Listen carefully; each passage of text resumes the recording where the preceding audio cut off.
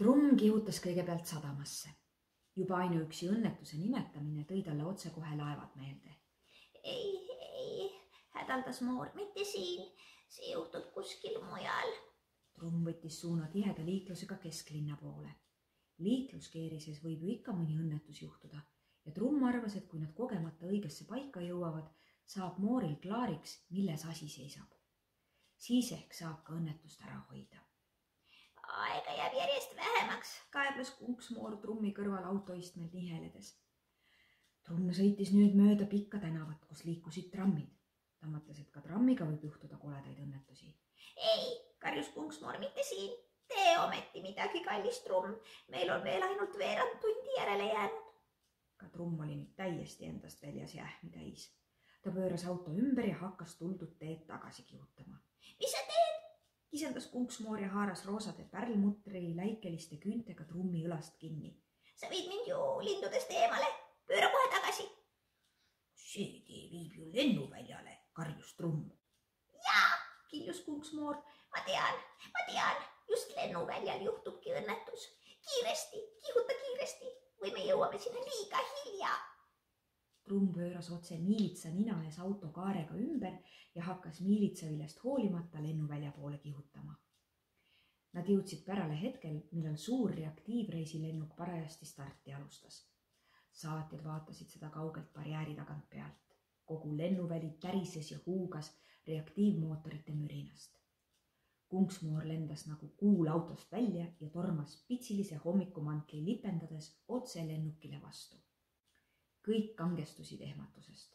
Trumm kattis näo kätega kinni ja jäi seisma kui soolasammas. Otsemaid kukkus ta kõhuli.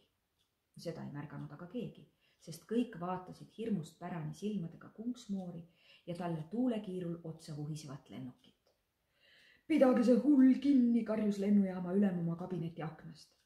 Seda polnud mõtet karjuda, sest isegi kui selles mürinas ja ulgumises midagi kuulda oleks olnud, poleks nagunii keegi riskinud Kunksmoorile järele joosta. Trumm ajas enda püsti ja tormas barjääri äärde. Emmeliine, karjus ta keset hälinat ja huilgamist. Ta ei kuulnud isegi omaenese häält. Ahastus haaras ta südame. Kunksmoor jäi talle peale sööstva lennuki ees seisma ja tõstis aeglaselt käed. Mida see hull seal ometi teeb, muretses lennujaama ülem. See on ometi reaktiivlennuk ja mitte buss, mis igal tänavanurgal kinni võib pidada. Siis aga vajus ta suu imestusest ammuli. Mürin muutus vähemaks, lennuk ajas nina püsti, pöördus siis pikkamisi Moorist kõrvale, aeglustas käiku ja peatus. Peaaegu samal hetkel tormasid kõik lennujaama töötajad Kunksmoori juurde. 10 käed korraga haarasid temast kinni ja hakkasid teda stardirajalt minema lohistama. Moor peksis käte ja jalgadega ning kiljus vihaselt. Äkki läks ilm lennuväljal pimedaks. Tekkinud vaikuses oli kuulda sidinat ja sädinat. Need olid tuhanded linnud. Erakordselt suur hall rästaparv kattis taeva lennuvälja kohal kinni. See inimene päästis ju lennuki, ütles lennujaama ülem. Kui lennuk oleks linnuparve sööstnud, oleks ta alla kukkunud. Kuid äkitselt tundis lennujaama ülem, kuidas ta kattub üleni külma higiga ja ta karjus. Kohe peab ju saabuma Kesk-Aasia lennuk. Otsekohe andke teada, et lennuväli ei võta praegu vastu. Radist täitis silmapilkselt lennujaama ülema käsu. Nad ütlevad, et neil lõpeb 10 minuti pärast kütus otsa, ütles radist murelikult. Kohutav õnnetus, nii või teisiti oigas lennujaama ülem meelt heites. Helistage kiirabi ja tuletõrje kohale. Üle lennuvälja kostis äkki terav kähisev vile, mis lõikas kõigil ebamugavalt luust ja lihast läbi. Kunksmoor oli sõrmed suhu pistnud ja vilistas. Lennuvälja kohal tiirutav linnuparv pöördus kui käsu peale ja hakkas rabinal Kunksmoori juurde maha laskuma. Silmapilkselt oli Moor üleni hallide lindudega kaetud. Linnud katsid ka maad tema ümber. Inimesed taganesid kohkunult, tehes lindudele ruumi. Korraga täitis uus ulgumine ja vilin lennuvälja. Kesk-Aasia lennuk maandus. Samal hetkel jõudsid kohale ka kiirabi ja tuletõrje. Tuletõrjujad hüppasid autost maha ja hakkasid välgukiirusel voolikuid lahti rullima. kiirabiarstid tormasid lennuki juurde. Ent kõik näis olevat korras. Lennuk oli jõudnud viimasel hetkel õnnelikult maanduda. Lennujaama ülem ruttas juba lindude vahel teed rajades Kunksmoori juurde. Te päästsite 300 reisijat ja 2 ekipaaži kindlast surmast, hüüdis ta Kunksmoorile. Kust te teadsite, et linnud lennuväljale tulevad? Ma tunnen suurte õnnetuste lähenemist ette. Ma olen nimelt Kunksmoor, vastas Kunksmoor. Kahjuks oli mu nägemus väga segane ja ma sain alles viimasel hetkel aru, mis on tulemas. Samal ajal lükati Kesk-Aasia lennuki juurde trepp ja avati uksed. Lennuki pardal oli suur rühm ajakirjanikke, kes olid käinud Kesk-Aasia konverentsil. Niipea, kui nad lennukist välja said, ruttasid nad uurima, mis on juhtunud. Seejärel jooksid nad otsemat teed Kunksmoori juurde. Linnuparve taha jäid ajakirjanikud peatuma. Fotoaparaadid hakkasid plõksuma. Kus? Ütles Kunksmoor. Hallrästad tõusid kuulekalt õhku ja lendasid lennuväljalt minema. Ajakirjanikud ümbritsesid otsekohe Kunksmoori ja puistasid ta küsimustega üle. Moor tundis ennast äkki aga hirmus väsinuna. Vabandage, ütles ta. Olen täna pisut üle töötanud. Pealegi pole ma veel riides. Võib-olla lükkame vestluse edasi. Ta tõmbas hommikumantli hõlmad öösärgi üle kokku ja hakkas trummi auto poole liikuma. Ajakirjanikud püsisid tal kogu aeg kannul ja aina pärisid, kuid Kunksmoor vaikis närvunult. Trumm nägi eemalt Kunksmoori kimbatust ja tõttas talle appi. Ta viis Moori autosse ja jutustas siis autonajale toetudes lühidalt, kuidas kõik oli olnud. Las nad tulevad täiskuu 4 päeval, ütles Kunksmoor autost. Nüüd ma tahan koju kohvi jooma minna. Trumm jagas ajakirjanikele peotäie oma nimekaarte, kus ta aadress peal oli ja nad sõitsid Kunksmooriga koju.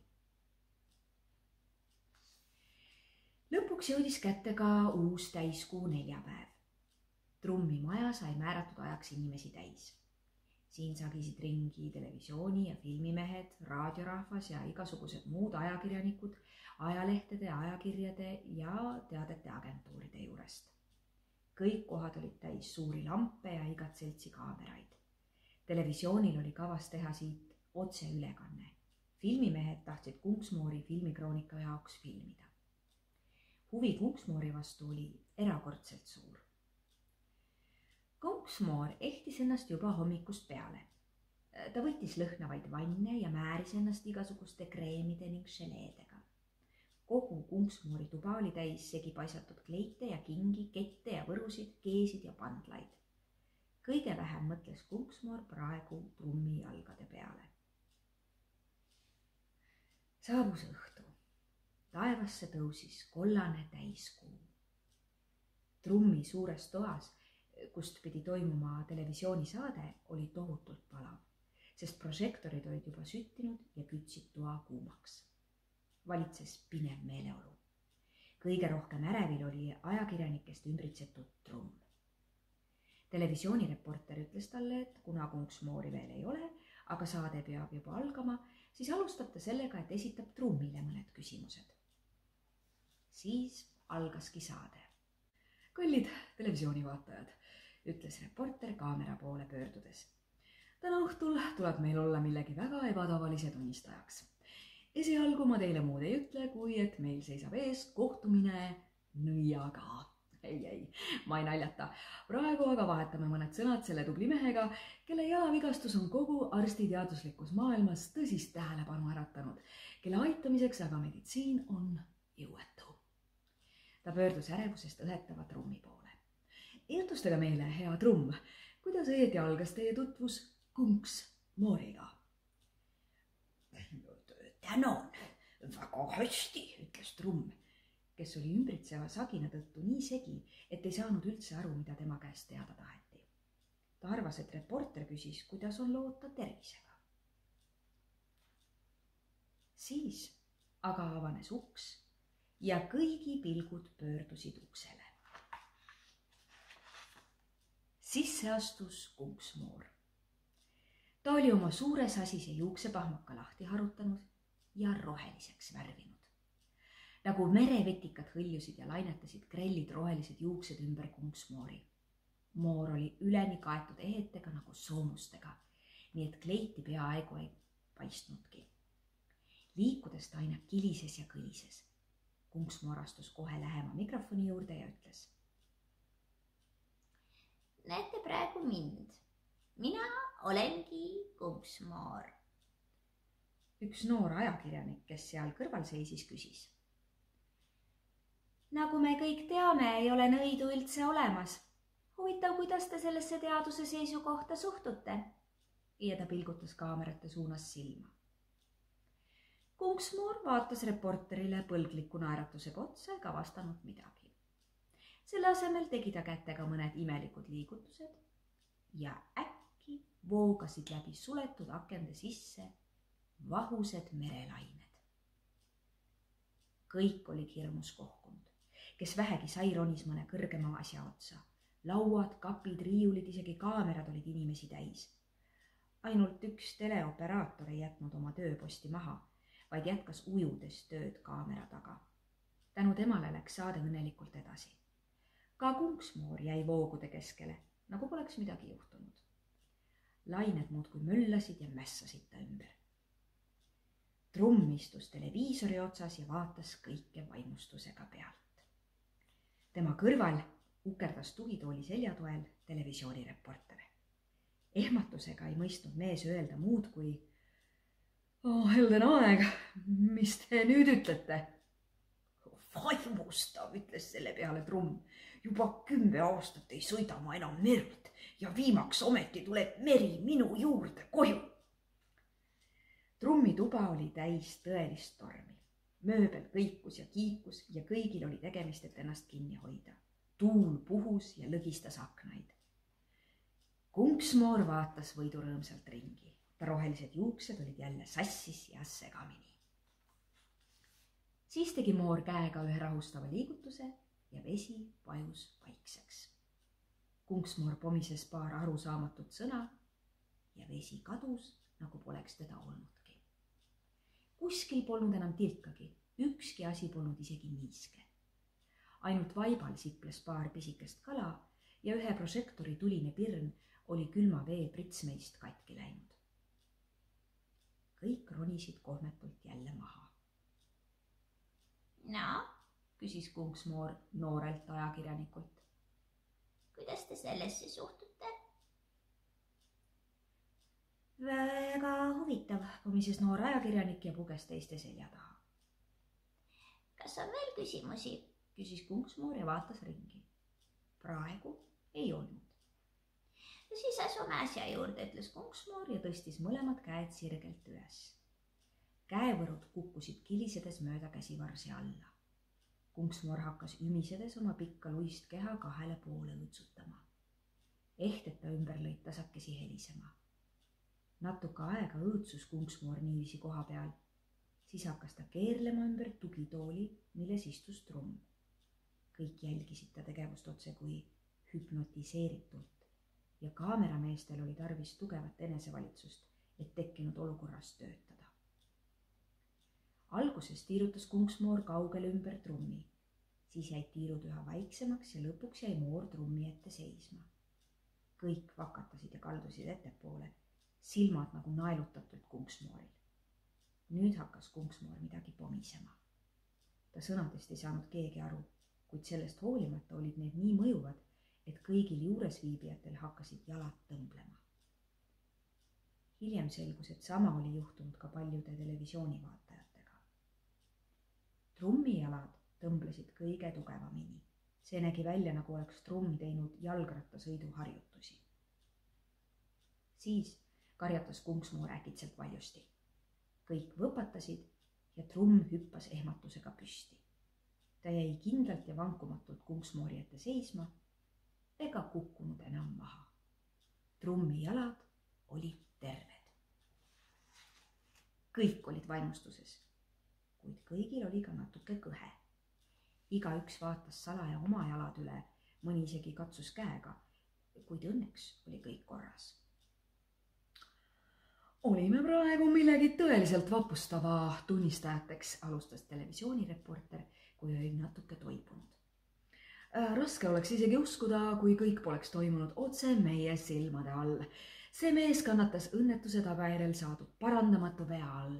Talle on tehtud kokku umbes 20 operatsiooni, mis kõik jäid tulemuseta. Aga nüüd võisime näha, kuidas ta paari hetkega terveks tehti. Öelge meile palun, kuidas see teil õnnestus? Reporter sirutas mikrofoni Kunksmoori poole, jäädes igaks juhuks ise temast nii kaugele kui võimalik. Siin oli tegemist sisemise veaga. Nagu nägite, ravisin seda oluliselt nõiasõnadega, vastas Kunksmoor. Ja nii võite ravida ka teisi haigusi? Loomulikult, vastas Kunksmoor.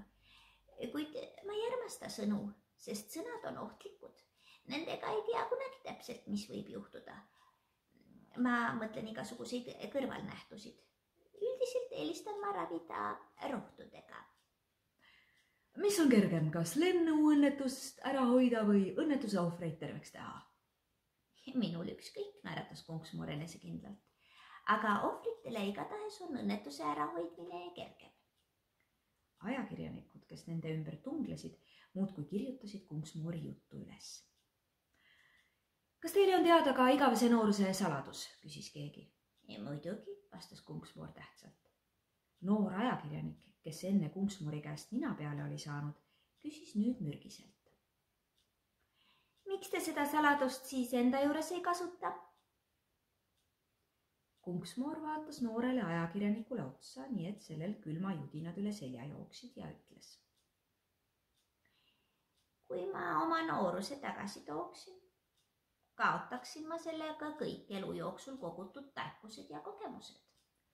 Olen parema meelega vana tark nõiamoor kui noor lollpea. Kas te tunnete ka surematuse saladust, kostis vähemalt 10 suust korraga? Tunnen küll, ütles Kunksmoor ja naeratas võluvalt kaamerate suunas. Kahjuks pole meil nõiamooridel lubatud kindlaks kujunenud loodusseadustest üle astuda. See tooks ainult häda ja õnnetust. Raske on ju kõigi tegude tagajärgi ette näha. Kas te suudate ka teistele tõbesid kaela manada, küsis üks klantsiva peanupuga ajakirjanik. Millist haigust aga soovite, vastas Kunksmoor ja muigas. Öelge ainult oma vaenlase nimi ja kus ta elab ja tõbi, mida te talle soovite.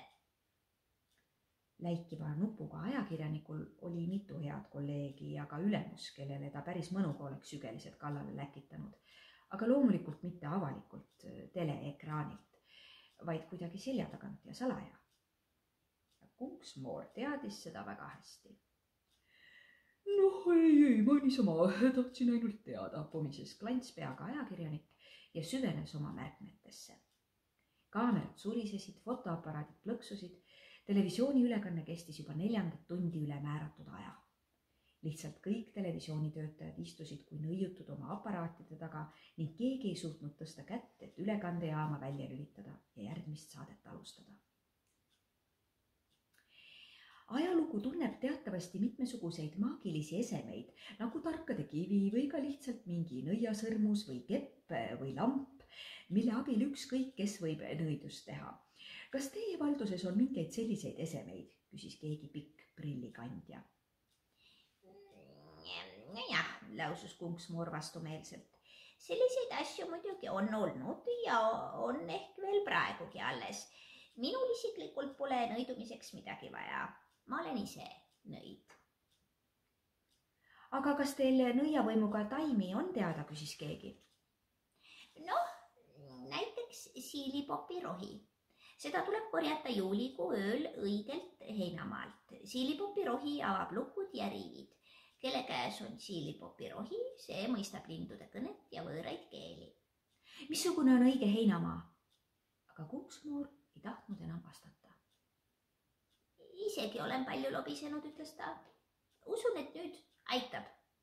Ja korraga oligi saade läbi.